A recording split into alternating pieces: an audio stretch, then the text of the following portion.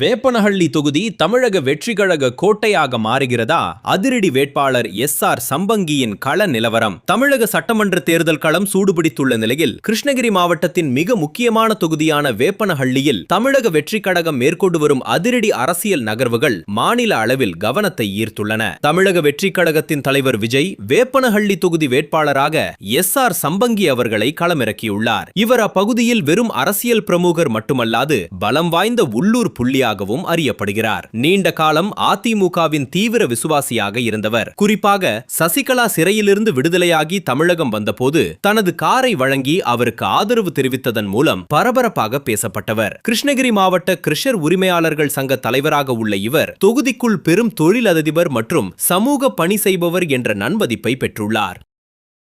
வேப்பனப்பள்ளி தொகுதியில் அதிமுகவின் துணை பொதுச் செயலாளர் KP முனுசாமி போட்டியிடும் நிலையில் அவருக்கு இணையான ஒரு வேட்பாளரை விஜய் களமிறக்கியிருப்பது அதிமுகவிற்கு பெரும் சவாலாக பார்க்கப்படுகிறது. சம்பங்கி அவர்கள் அதிமுகவிலிருந்து வந்தவர் என்பதால் அந்த தொகுதியின் பாரம்பரிய அதிமுக வாக்குகள் இவருக்கு சாதகமாக திரும்ப வாய்ப்புள்ளதாக கருதப்படுகிறது.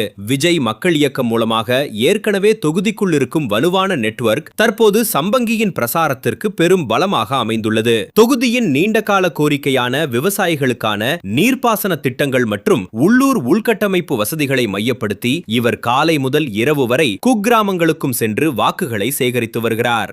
தீவிர வாக்கு சேகரிப்பில் ஈடுபட்டு வரும் சம்பங்கி அவர்களின் முன்னிலையில் தினந்தோறும் 200 கணக்கில் இளைஞர்கள், பெண்கள் என தமிழக வெற்றி கழகத்தில் தங்களை இணைத்துக் கொள்வது வேப்பனஹள்ளி தொகுதி தமிழக வெற்றி கழகத்தின் கோட்டையாக மாறி வருகிறதா என நெட்டிசன்கள் மத்தியில் பல கேள்விகளை எழுப்பியுள்ளது.